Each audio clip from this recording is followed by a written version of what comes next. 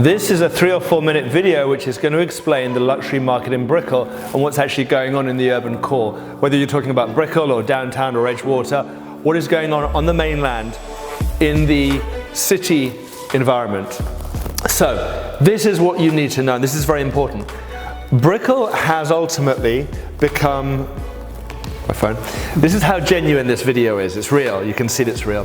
So Brickell has really had a huge amount of new construction over the last couple of years. In 2015 to 16 to 17 and into 18, we've seen the introduction of luxury product. Now, I say quote unquote because some of it just isn't luxury. Let's be honest here and call it is what it is. It didn't deliver a level of real luxury that it was supposed to or expected to deliver. What do I mean by luxury? I'm talking about $3 million and up. I'm talking about, well, maybe 2 million in Brickell, but a lot of the time 3, and I'm talking high numbers, something that competes against Coconut Grove or maybe the beach. So we're talking around 1,000. Brickell does not have anything really luxury. It doesn't. It has Carbonell, it has Asia, and there we're talking around the 800s a square foot. Now, you'll see in the report, we'd sold the 2 most expensive penthouses in Brickell last year. These were the penthouses at Carbonell, 2,800 square foot, 3-bedroom units with massive terraces. However, one sold at the beginning of the year, the other one sold towards the end of the year, and there was a significant difference. Now, when it gets really interesting is when you start to look at where is the Brickell market going. And there are really only maybe 3 buildings that can be classified as true luxury. And the question is going to be whether or not they are going to be worthy of your investment and what it's going to set for the future of the Brickell market moving forwards going into 2018, 2019, and even 2020. So you have Una, you have Aston Martin, and you have Echo Brickell. And in downtown, you have 1,000 Museum. These are the luxury big players for that market. And what we look at when we look at the luxury report, and when you go online and read the report, and you'll see that the actual values have gone down.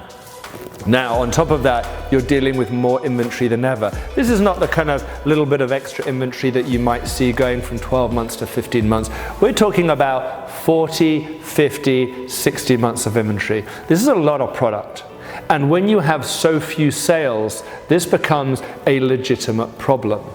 Now, I'm not saying don't buy luxury. I'm saying get a deal. Make sure that you really squeeze, and that's my job, to go in there and look at the numbers and say, can we really expect to pay this kind of figure, or should we be looking at a 20 or 25% discount? Now, the good news is that these 20 to 25% discounts have really happened in the last year. And when we look to the other luxury markets, like Miami Beach, and really mainly Miami Beach, Sunny Isles, Aventura, these areas where we do see 1,000 a square foot, 1,200 a square foot, and we see some more expensive product, you really can say that we've seen discounts of 20, 25%. Now, I'm touring you around a luxury property in Coconut Grove, and in this video I'm actually going to take you down and I'm going to show you the main parts of Brickell. And if you're not familiar, Brickell is really the urban core of Miami. It's really considered to be the Manhattan.